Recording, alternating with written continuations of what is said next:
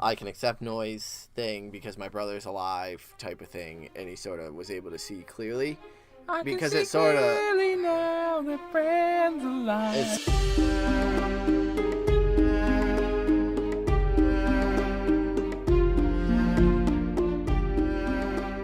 Hey everybody, and welcome back to another episode of Brotherhood Without Manners, a full spoiler reread podcast of George R. R. Martin's A Song of Ice and Fire series, starting with the Game of Thrones. I'm Zach, and with me is the other host, dude, Nate, my brother, Guy. Yeah, that's me. I guess. And we are roughly a week away. Yeah, we're like from season 8, and I'm peeing my pants. Wait, no, that's when this episode comes out. By the time this episode airs, it will have been yesterday. It will have been yesterday. That the first episode of season 8. What's up, future people? Are your minds fucking blown? Because I'm sure I'm crying in a corner somewhere. Yeah. So when you're hearing this episode, season 8 will have aired. At least episode 1. We'll have an episode for that, covering that the following Thursday after the episode airs. So be excited for that. It's gonna be sick. Yeah. We're gonna be messes probably. Hopefully it's everything we're expecting it to be. I'm prepared to be a mess. It's gonna be wonderful. They've just been cutting together some nice little promos and teasers and just little bits to wet the whistle, and it's doing the job. It is doing the job. Even Barrick is getting upset about it. Yeah, Barrick can't handle it. He's been rewatching the season with me, and he's been enjoying it because anytime like Ramsay's on the screen with his dogs, he likes to like turn his head and he'll run up to the screen and try to check him out. Gets excited. But no, he's not a Ramsay dog. He's a good direwolf. He's a good direwolf. Anyway, if you joined us last time, who were we talking about? Cat 4 was last episode. Nat 4. No, Cat 4. Cat 4. Oh, indeed. That would be Catelyn, and she was on a boat. On a boat. I'm on a boat. Damn it. Anyway. She was on a boat. She arrived at King's Landing. And then she took a cat nap. And then she, ended up taking her cat nap while Sir Roderick went out and tried to hunt for some people to assist them. And then she was summoned by Littlefinger, and her Littlefinger and Varys had a little powwow, and Varys was creepy. And that was where we left Cat. I like Varys so much. I'm so happy for him in the future. He's moist. Yeah, that's weird. But I mean... But today, we are picking up with someone our last chapter despises, a Jon 3. And excitedly enough, Jon has arrived at the Wall. Actually, he's arrived at the Wall quite a couple weeks at this point, earlier. At this point, he's been there a few weeks. We pick up with Jon, and the courtyard is ringing to the sound of swords. Tink, to the clank, song of swords. Tink. Oh, song, that's right. Yeah. Tink, cool. clank. Tink. I can still do it now. You're a terrible songwriter, though. And through some very great dialogue and exposition, we learn that Jon is sparring here. He's sparring with Gren, and Jon is much the superior swordsman. Even though Gren is way bigger. Yeah, Gren is an Aurochs. Easily an Aurochs. Yeah, that's an odd description, but not a word you see every day. But Jon is easily predicting his moves and easily just batting his attacks aside, and then eventually Jon knocks the sword from his grasp, and that's when Sir Alistair, and I swear to God, thought it was Sir Alistair. I always thought there was a T in there, There's but not. Alistair. Sir Alistair calls enough, and it said that he had an edge like Valyrian steel, very sharp, and I just like that description. George has such good descriptions. Yeah, so Jon had whacked Gren's wrist pretty fucking hard. Yeah, he got him good on the hand to get him to drop the sword, and yeah, Gren's pretty pissed about this, holding his hand. You broke my wrist, bastard. That's a horrible Gren. Poor Gren, I'm sorry, but... well, he's pretty slow, dude, and that was pretty dumb sounding. So good job. That's when Sir Alistair cuts in and says, "The bastard hamstrung you, opened your empty skull, and cut off your hand, or would have if these blades had an edge." Basically, even Sir Alistair, even though we learned doesn't like Jon Snow, he's able to acknowledge that Jon just fucking danced circles around you dumbass. If this was an actual fight, you would be done. So Sir Alistair gestures at Jaren and Toad, Toder, as Toder, but Toad, to get Gren on his feet, and Jon takes a minute and kind of leans on his sword and is chilling and letting the cold air And Thorne's like, nah, brush no, on no, his no, no, face. no. No, he says... Which, yeah. Jon's allowing himself a moment to savor his victory here, and that's when, Sir Alistair's not having it. He said, that is a long sword, not an old man's cane. And he asks him, do your legs hurt, Lord Snow? And that's when we learn that Jon hates this nickname, this Lord Snow moniker that Sir Alistair has given it to him. And he gave it to him the first day he arrived at the Wall. And it really took with all the other brothers, and now Jon hears it just about everywhere he goes. So Jon, sort of abashed, sheathes the sword, and Thorne strides at him, demanding the truth. Are your legs tired? And Jon admits that, I'm a little tired. And Thorne says, what you are is weak. Which made me laugh, because all I could think is, see, Jon, you already know nothing. You got nothing. Yeah, like, no. There was nothing he could do to avoid what was coming for him. And, Thorne says, no, you're weak. And Jon says, but I won. And Thorne says, no, the Auroch lost. You didn't win anything. You didn't win anything because he didn't stand a chance. And it says at this point that Jon knew better than to respond, but he already kind of didn't know better than to respond, so I thought that was just kind of interesting. Right. And basically, so Jon's beat the crap out of everybody in the yard at this point. Yeah. And he's upset that Thorne still gives him shit. He says, he knows that Thorne hates him. Yeah. Hates him. He decided that. But he still knows that he hates everybody else more, though. Mm-hmm. And so he's like, he is taking that, well, I'm Lord Stark Snow, and so I deserve respect. And he's just, it's like he's got that sense of entitlement already. Yeah. Where he's like, no, I'm the favorite. Like, he hates me, yeah, but he hates everyone else way more than he hates me, so I'm the favorite. And Sir Alistair even says, if the others ever come for us, I pray that they have an archer, because you lot are fit for nothing more than arrow fodder.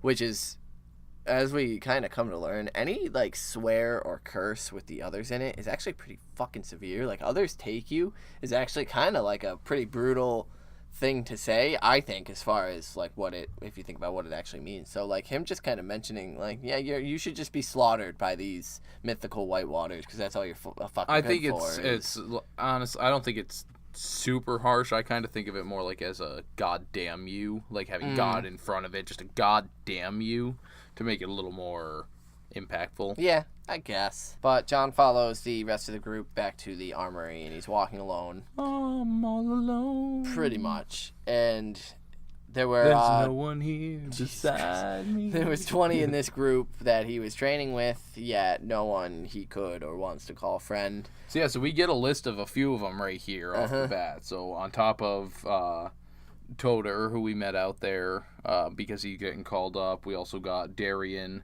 He mentions a little description for each of them. Yeah, he gives a little tidbit Darion about is quick but afraid to get hit. And then there's Pip, who used his sword like a dagger. So, which I've always kind of pictured Pip as the kind of person that would be better off wielding a little short sword or a dagger. Sticking with the pointy end. Jaren is just weak as a girl. So we're kind of getting a slight idea maybe of where they're going to be placed once they're selected for their area between at the wall. Three areas at the wall. And so then Gren is just slow and clumsy, which we kind of got a little bit of an idea of out there. And then Halder, who his hits, they hurt. He can hit hard, but he also just walks into all the attacks, so he's not exactly the most graceful, I would imagine. Yeah, and it says that the more time Jon spends with each of them, the more he comes to despise them, which, again, is just sort of that arrogance. He's looking down on them. Yeah, absolutely. He's at a better place. And he even thinks to himself that while most of them are 2 to 3 years his elder, not one of them is half the fighter that Robb was at 14. He thinks that at Robb's age of 14, Robb could take all of these men Which easily. is recent. Robb is 14, yeah, 15. Definitely. That's what I mean. It's not even and that's just the way he worded it. Made it seem Robb is older. But no, Robb could take these men is what Jon's saying easily. And he's sort of, not in terms of rank, I think, but Which he's Jon putting is himself, 15 at he's this putting time, himself actually. on equal with Robb here. Not in terms of, name or anything, but as skill, sword skill. But so inside, Jon is hanging up his sword, and he kind of begins to change out of his training leathers, and it's hot in here, but he's talking about the cold. He's shivering, and he thinks that in a few years he would forget what it's like to be warm. And that's another. It was mentioned, I believe, in Bran, where he's going to where he's forgetting what the warmth. Yeah, that's what Bran sees Jon. And in I think Tyrion also mentioned it during his chapter that you're pretty soon you'll forget what it's like to be. Yeah, so Jon kind of grows like weary at this point. The cold is making him fumble to get his black cloak on, and he's just thinking about how cold it is and remembering the warmth of Winterfell. And we get the description again where the hot waters ran through the walls like blood through a man's body, and he thinks that there's little warmth in Castle Black. The walls were cold and the people were colder, and so he's just feeling isolated. But especially then because he mentions how nobody told him this is what it's going to be like. No one told him the truth of the wall except Tyrion Lannister. For Tyrion Lannister on the King's Road. And he even wonders if his father knew. And then he was like, of course he did. He's the Lord of Winterfell, and that just makes him feel even worse. Yeah, that hurts worse to him. And then it says that even his Uncle Benjen had abandoned him up here. And that when they reached the wall, Uncle Benjen became a different person. He was first ranger, and he spent his days and nights with Lord Commander Mormont and Maester Aemon and the other high officers, while Jon was just given over to Thorne's charge, and we've seen how that's going. And so it says that 3 days after their arrival, Jon had heard Benjen was leading a half-dozen men on a ranging into the haunted forest north of the wall. Now, I just can't believe Jon's arrogance here at this point. Yeah, like to just you're 14. He's where he is in the point of view chapter. This is super easy for me to picture. So yeah, Jon hears word of this, and it says that night Jon seeks out his uncle. So I could just see him. He gets word of this, and he immediately goes off. This is my time to shine, and asks him, "Take me with you. I want to go on this ranging." And it says Benjen refused him curtly. This isn't Winterfell. This is the Wall, and a man gets only what he earns. You're no ranger. Only a green boy with the smell of summer still on you. And Jon does not like this at all. Yeah, he gives just some whiny shit. Yeah, he argues that he's going to be 15 on his name day. And then, Benjen, which I really liked this. A boy you are, and a boy you'll remain until Sir Alistair says you are fit to be a man of the Night's Watch. If you thought your Stark blood would win you easy favors, you were wrong. Your father will always have a place in my heart. But these are my brothers now. And just shuts him down. Which, again, like, I suppose I can see that 15-year-old ambition. But the naivety to, like, you haven't sworn your vows. Well, that's it. And it makes sense. Like, Benjen, we see Benjen at Winterfell, and he's warm and cordial. He's at Winterfell. True. Yeah, he's not on the wall there. Yeah, exactly. He's Benjen Stark. He's not first ranger at Winterfell. He's able to relax and sort of smile a little more. That persona doesn't care. And I mean, it does. He's still Benjen, but he's got to be more serious because the wall is a serious place or you'll die. And so Jon didn't expect that. And I think it's sort of common to, like, it's rational to expect that Benjen's going to grow harder as they get to the wall. It's just the men that Jon knows that they accept rapers and these type of men. So you have to sort of have this sort of outer demeanor, that's shell of harder. like, I'm not afraid of you, that type of shit. So yeah, he's just being very naive here. And yeah, so he tries again the morning that they get up to leave. Yeah, the morning that Benjen's leaving. And so he wakes up at dawn to go and watch him, and he sees that there's one of the rangers that are going is singing a big old loud song in the morning about and Benjen's whatever. Having a good time with it. Benjen's smiling at it. But once Jon approaches him again, he just shuts him down. He's like, no, and he says this the smile vanished from his face. Benjen's smiling at the song, but when he sees Jon, it says he had no smile for his nephew. And he asks him, how many times do I have to say no? And then shuts him down with just saying, we'll speak when I return. But basically, you got a lot to learn, boy, about the way things work up here. And maybe, I think what Benjen's thinking is, maybe by the time I return, you'll have taken your vows and you'll understand that there's sort of a way it fucking works here. There's a rank. There's an order. You got to work and pay your dues and sweep the floor for a fucking couple years before you're allowed to be trusted with a ranging up north. I think that his mission, which we'll get a little more in detail later, is a big part of that also. I feel like that's what happened with Rhaemar Royce. He showed up as this southern lord, not a lord, but he's a lordling. A lordling, as Tyrion would call him. And he's, his father is a bannerman of Jon Arryn, and so he has some pull, and so I want to go ranging, and we lose 3 capable Night's Watchman because of stupid shit. And I think Benjen's also trying to press that to make sure that that doesn't happen to Jon, where he gets I think he definitely cares. He's not just being cold and callous. He's just trying to explain to him, like, that's the way the wall works. And if you fight against this, if you demand, you will die. Like, these are brutal people. Like, there is no tolerance for this, I deserve this shit. Like, they will send you on a ranging, and you will get way more Royce right in the fucking face, bro. Like, so then we get this super interesting little line. So yeah, Benjen's leading his horse into the tunnel, and Jon starts remembering all the different things Tyrion was telling him. And in the back of his head, he sees Benjen lying dead, his blood red on the snow. It said in his mind's eye. Yes. So later in the chapter, we'll find out that this is actually a wish. This is him wishing this will happen, which I didn't take this as when I first read it. I took it as actually foreshadowing for Jon's own death. Jon laying in the snow with his blood. I saw that too. And then my next thought was like, is this just a sort of mental image, like being almost projection of the future? Like, this is sort of a flash of what may be in store for Benjen, like, type thing. I very much think that it has double meanings here. Well, like, because later on Jon says, he's thinking about the wish he made about his Uncle Benjen, and it upsets him a lot. Yeah, I think that his emotional state there made him kind of think that's what he was wishing, when really he was like, oh man, this is really what could happen. But because of having those Tyrion Lannister thoughts in his head at that time, that's occurring, he also is thinking it's him wishing it upon him. We do know that Tyrion is very fond of thinking and picturing relatives dying in different ways. So yeah. I like that it then follows up after he thinks and sees this, and he goes to his cells to find Ghost, and he buries his face in his because the thought sickens him, and he starts to wonder like what he's becoming.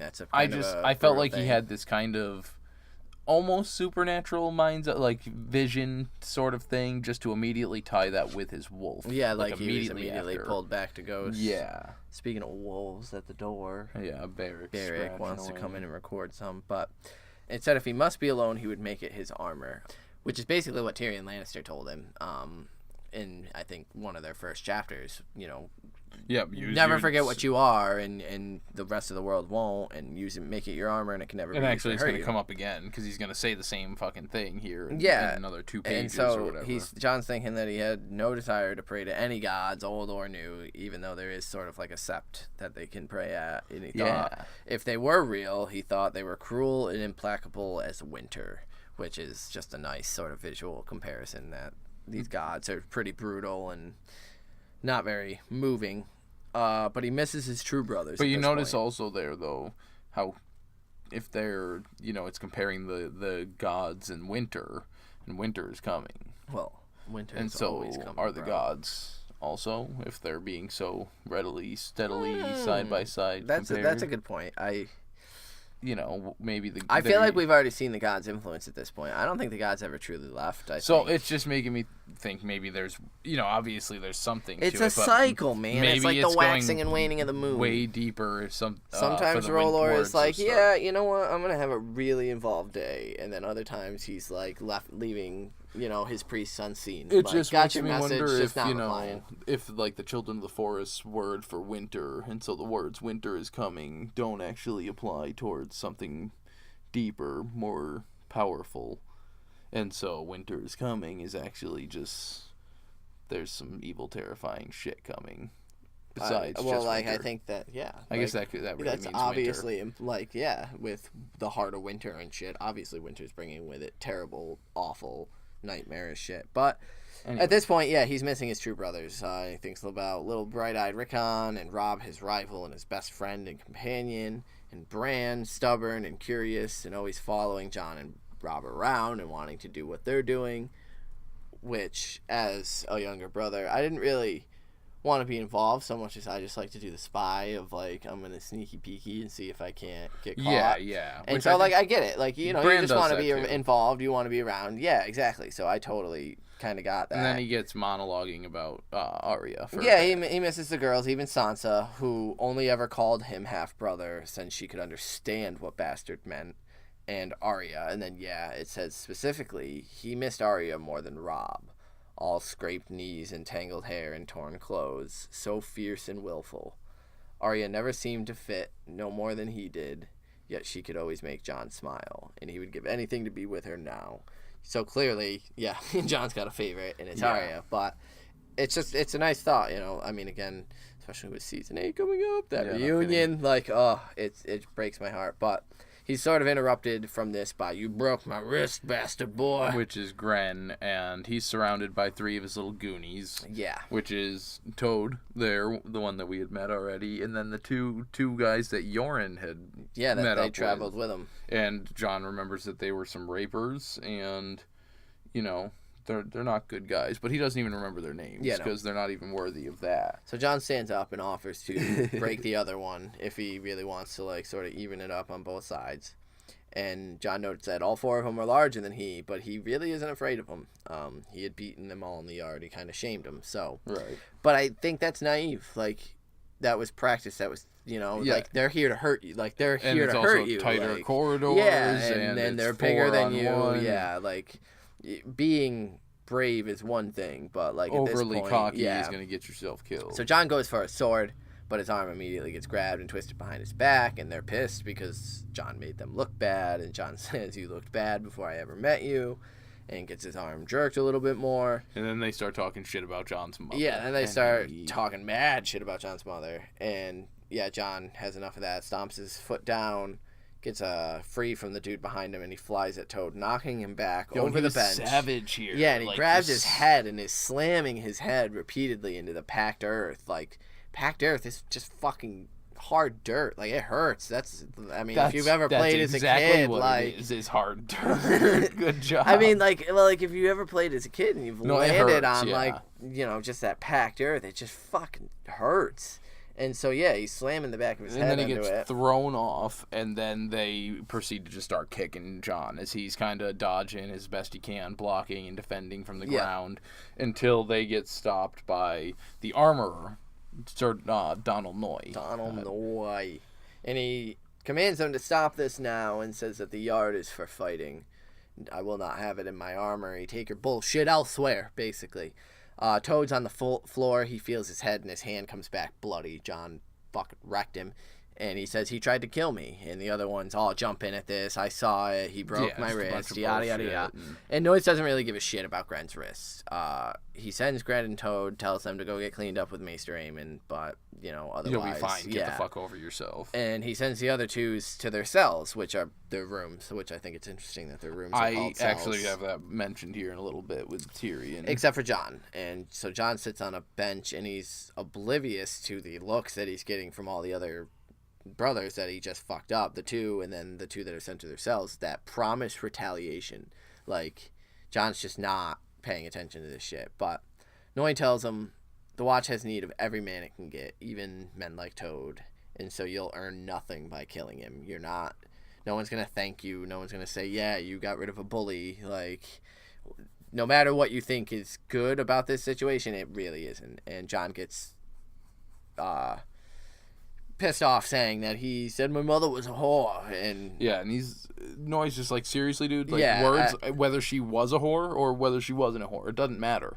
It's what they say isn't going to change who or what she was, so just get the fuck over it, because you know what, there's a bunch of the dudes up here whose mothers are whores. Like, this guy is from the tavern from here, and like, his mother was a whore. Like, shut up. Yeah, shut up. So Jon wants to leave, and Noy says no. And then Jon's looking away, and Noy forces him to look at him by taking him by the chin. And that's when we get a nice description of Noy, that he had a chest like a keg of ale and a gut to match, and his wool tunic was fastened at the shoulder with a pin in the shape of a long sword. Yeah, and he just kind of lays some shit down for Jon, and then Jon starts thinking that he knew nothing of his mother. Ned Stark would not speak of her, but he dreamed of her often, and in his dreams she was always highborn and beautiful, and her eyes were kind.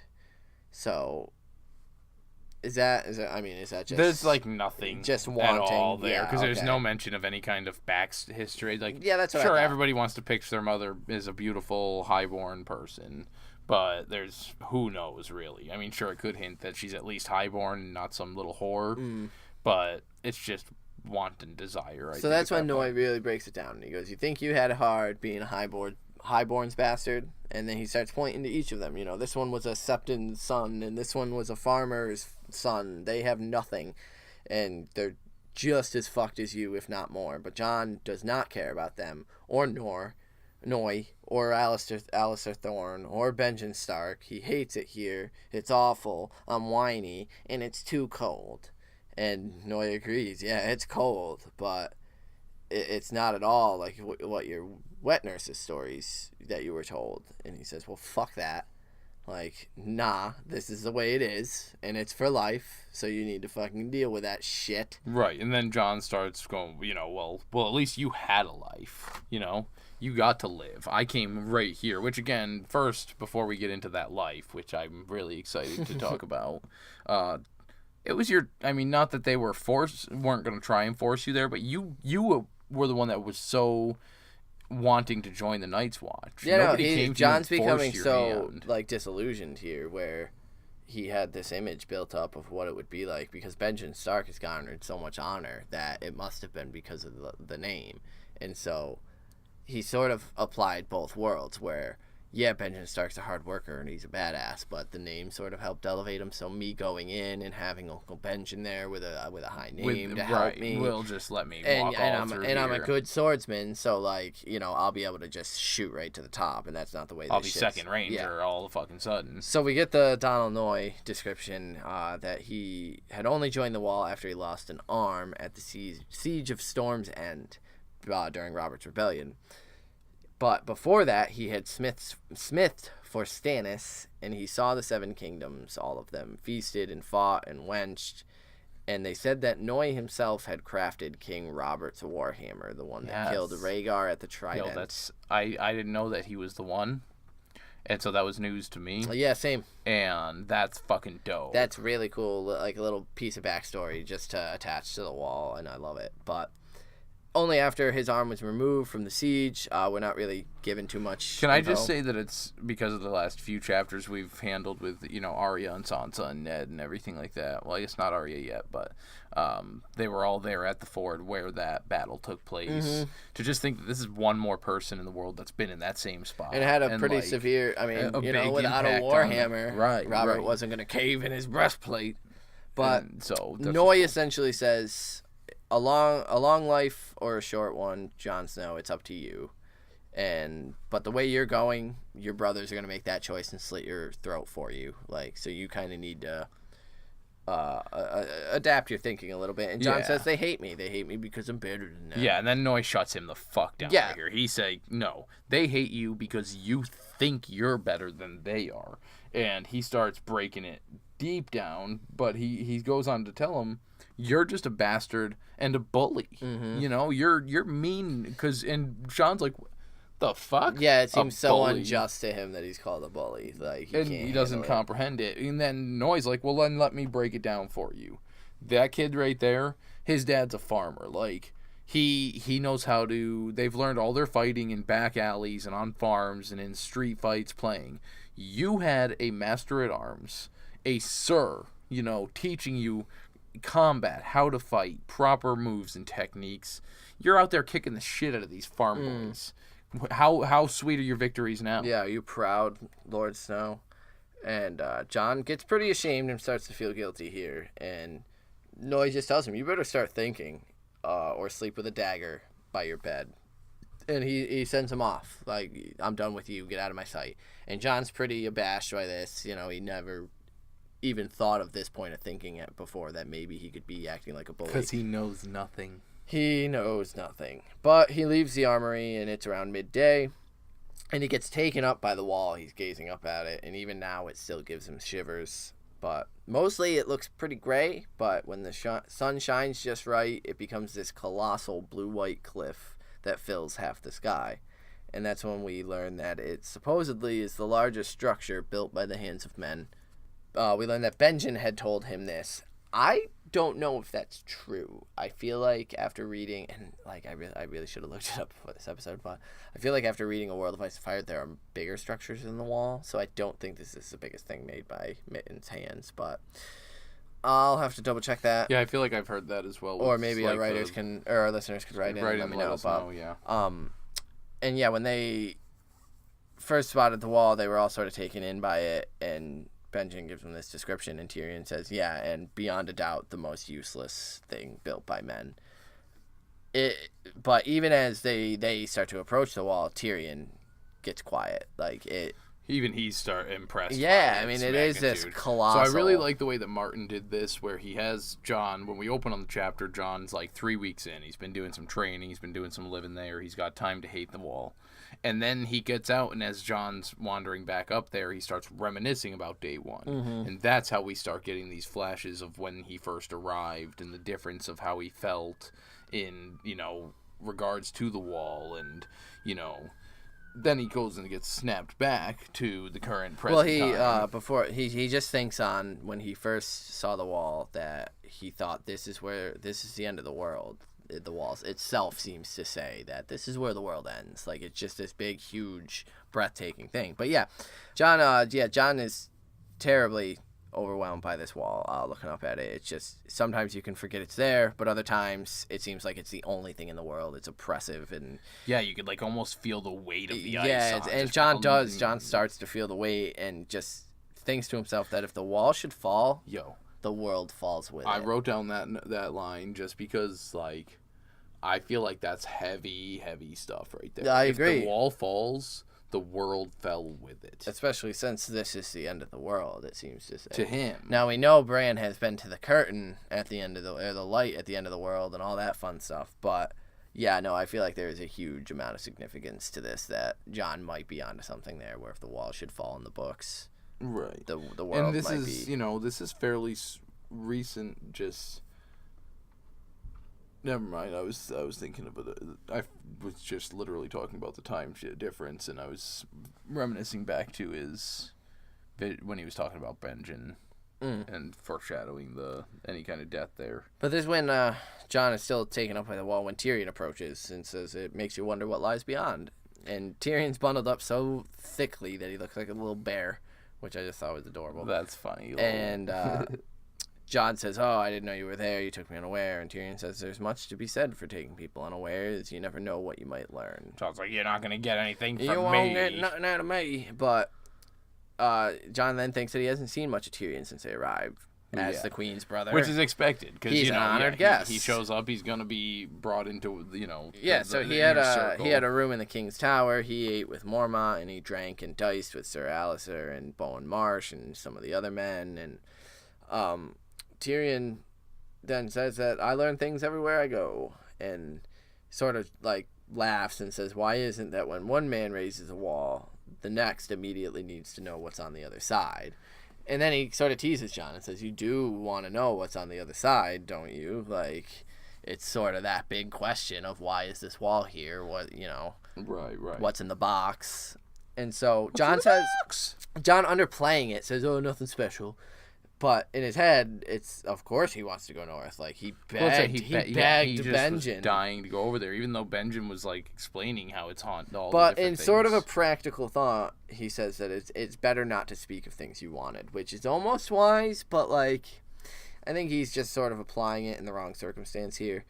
But regardless, he gets pissed at Tyrion because Tyrion calls him Lord Snow. Again, and Tyrion, again, is like, Jon, you need to take the name... Make it your own, embrace it and give it a new meaning and definition. So that way when they say it, if they're saying it ironically, they're going to feel stupid because it now does have a meaning. Yeah, it's basically the same advice he gave make it your armor. Like, Jon's just being dense here. Yeah, so then Tyrion's like, come on, let's go get some food.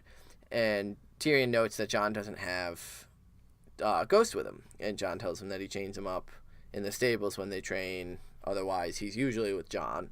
This is where I wrote down a little note that they call the room cells. Yeah. And so I feel like a lot of that's partially just because a lot of the people that are coming up from the wall are prisoners. Yeah. And so when they start out, they need to maybe have that chance where you need to stay in there. Yeah. You're still a fucking a cunt, and you haven't figured out how to not be a cunt yet. Yeah, because John's ruminating on the thought that they don't really care where you sleep. You basically pick a cell and you go in there. And it's because the keep is kind of in such disarray. The Night's Watch is weakened. This gives them a reason to explain, how diminished the Night's Watch is, and then give a description, of the 19 strongholds that once existed. Only 3 of them are manned. Yeah, Eastwatch, the Shadow Tower, and Castle Black. The other keeps were long, empty, lonely, deserted places where spirits of the dead man the parapets. Like, the Night's Watch used to be this grand forest. Now, there's 3 castles that are each barely manned, and as we can see by Castle Black, falling into disarray. They don't have the men to repair them or the means. Yeah, because Tyrion starts mentioning that. Isn't that one that's about falling over? Tyrion jokes, saying that he'll have to tell Ned Stark to start arresting more stonemasons and send them to the wall to help rebuild it, which I just thought was pretty funny. But it says that the other boys were afraid of ghosts, and that's usually why Jon kept them locked up, and Tyrion believes that that's wise, that it's pretty smart to be afraid of something that scary. And then he turns the conversation to the thought that Benjen has been away too long. Yeah. Jon sort of remembers the wish that he made in anger of Benjen being dead in the snow, and he tries to look away from Tyrion because Tyrion has a way of sensing these sort of thoughts and these types of things. Yeah. And he doesn't want him picking up on the guilt. But Jon says that Benjen said he would return by Jon's name day, but a fortnight had passed since then. Yeah, so it's Jon's now 15. It's been a couple weeks, and we find out Benjen was out looking for Waymore Royce, and my friend, and that the search may take them to the Shadow Tower. So we had really no idea in relation where Waymore Royce, Will, and Garrett were. But I don't believe they were near the Shadow Tower. I would think they were somewhere near the Haunted Forest. So, who knows? But anyway, Tyrion has also heard a lot of rumors that more and more Rangers have been missing, which isn't news to us. We heard that from Ned in Catelyn's first chapter. We heard it again with Benjen. I think mentioned it at some other point. Yeah, but... and Tyrion just perhaps the Grumpkins are hungry this year. Yeah, and it's still all a big joke, and he's grinning as they enter this common hall where it's big and immense and drafty, and crows up in the ceiling, fire, and there's crows nesting up in the ceiling. Everyone's sitting around eating, and so they grab some bowls of stew. Yeah, and they go sit, and they're eating some stew, and that's when Sir Alistair approaches Jon again, telling him that the Lord Commander wants to see him now. And for a moment, Jon is like kind of paralyzed with fear. He's too frightened to move, and he's wondering if they heard something about Benjen. Jon asks if it's about Benjen, and Sir Alistair is like, the Lord Commander is not willing to accustomed to waiting. I'm not accustomed to having my commands questioned by bastards. And Tyrion steps up here and he goes, "Stop it, Thorne. You're frightening the boy. Like, just give him the fucking answer, dude. Like, is it about his uncle? Because he's worried as shit about his uncle." Yeah, and Alistair says, "Keep out of it, Lannister. You have no place here." And that's when Tyrion gets Tyrion flexes hard, and it's just like, you're right, but I do have a place on the small council, and one word in the right ear could make you very, very unhappy for the rest of your life. And so Tyrion asks again, is it his uncle? And Sir Alistair answers, no. There was a raven from Winterfell. It's concerning his brother, which he then corrects to half-brother. Fucking dick. And Jon stands up thinking that something bad happened to Bran. So he died. Yeah, and he makes a mad dash just across the keep, down some stairs, past some guards. Tyrion's trying to apologize and comfort him, but he doesn't even hear it. He just flies right to the Lord Commander's room. And we get a description of Jeor Mormont, the gruff old man with a bald head and a shaggy gray beard. And he's sitting there with a raven on his arm that he's feeding corn. And so the raven flies across to the window when Jon comes in. And he gives him the... Basically, you know how to read. Here's your letter. And he starts reading it, and he's not quite bringing it all in at first. He just kind of goes over it a couple times until he sees that Bran's alive. He's not dead. It's good news. He's going to be okay. But Jor is like... Yeah, but go on. He's crippled, forever. I feel like there's... I don't know. The scene seemed a little strange to me. Because Jon doesn't care that he's crippled, and he says Bran's he's going to live. And Jor shook his head, then calls his raven back over to him. But it's like, why is he shaking his head? Like, because he's going to be a cripple? That's it? Like, There are worse ways to go. Yeah, his reaction was odd. Jon is like crying as he's reading it, and he says even that the gods gave him back. And yeah, Mormont is just having this very down sort of, and even the raven comes flying back saying live, live. Like it's just a very somber, odd, but Jon doesn't care. Jon's running down, he's got the golden ticket. He's telling all the guards that his brother's alive and awake. I love how he runs in now. He runs into that great hall he runs back and grabs Tyrion and friggin' Jesus. Just lifts him up and spins him around in a circle. It's giddy. He's super pumped. Yeah. Tyrion's super startled, but Jon, kind of fills him in, gives him and the others start to gather, and Jon notices. So Jon just gives him the letter to read. Yeah, and there could be a little more in there, because it was written by Rob's hand, is what he thought he saw. Yeah, and maybe Rob mentioned, if he mentioned the knife attack and all that stuff in there, who knows what Tyrion now knows? Yeah, but. Is Tyrion the worst Lannister to be knowing? And so I know maybe he's going into Catelyn's encounter a little more well equipped than we anticipate. I don't know if the microphone picked up my burp, but if it did, excuse me. That was brutal. Anyway, but so the rest of the Great Hall starts crowding around. Yeah, Jon's acting like a fucking lunatic. And Jon sees Gren, and Gren actually starts backing off as Jon approaches him. But Jon apologizes for his wrists. He had the same thing. Yo, the way that he completely took Donal Noye's advice. It's just a 180. It was so funny to me. I don't know. I pictured like a young year one Harry Potter, just like. All of a sudden, or like Ron Weasley after in the fourth book, Goblet of Fire, right after the second trial in the water with the egg, when they're like, Ron comes up and he's like, I bet whoever after the dragons, he goes, I bet whoever put your name in the goblet, they're feeling pretty dumb now. And then they're like all best buddies now. All of a sudden, he's just walking up, he's like, my brother once broke my wrist too like that. I'll teach you how to defend it. It's cool. We're pals now. It's a pretty odd, but Thorne overhears this and laughs, saying that Jon wants to take his place training and that he'd have an easier time teaching a wolf to juggle than he would teaching the Auroch to fight. And Jon kind of jestingly says, I'll take that wager, Lord Alistair. I'd love to see ghosts juggle. And the hall just goes silent. Like, Jon kind of challenged him here and called him back on his shit. They're all aghast. And then Tyrion is just... Then Tyrion starts dying. Rightfully so. Oh, yeah. Like, and it spreads. It's an infectious laughter. It was a funny thing that he said. It's a funny image. So yeah, everyone starts laughing. The whole hall. But Sir Alistair never takes his eyes from Jon, and his face darkens. As the laughter rolled around him, his face darkened, and his sword hand curled into a fist. That was a grievous error, Lord Snow, he said at last in the acid tones of an enemy. Hey, good job, Jon. Fuck. You're not even here a month, and you've already made an enemy. You've already made the enemy. It's, Alistair Thorne's a dickhead. No one's going to deny that. He's a fucking toolbox, but... Yeah, Jon, you don't know when to shut up, dude. Like, I know you're... Like, and that's the thing, because I actually thought You don't know when to shut up? You said you don't know when to shut up about Jon Snow, because Jon Snow doesn't know anything, obviously.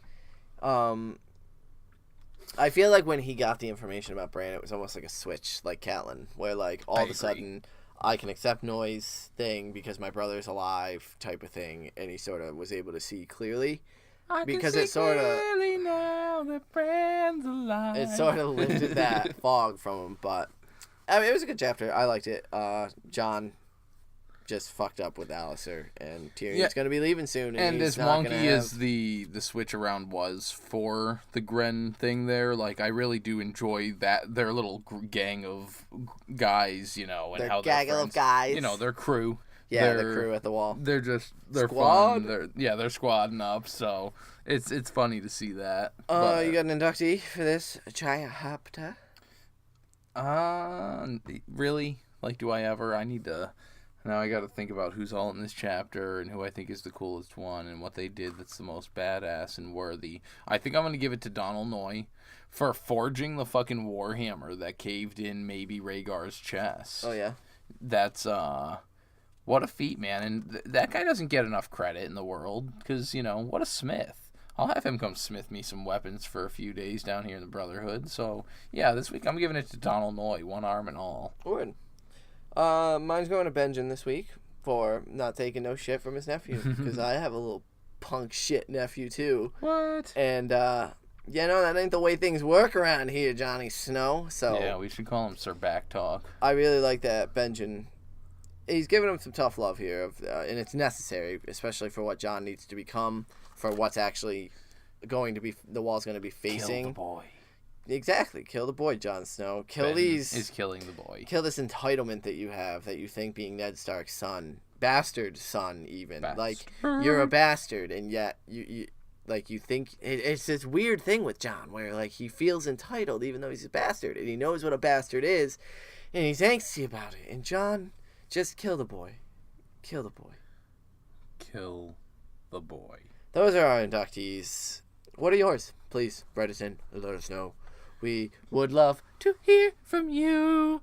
And you can hit us up on any of our socials. Yeah, so I'm most active on the Twitter, @MannersWithout.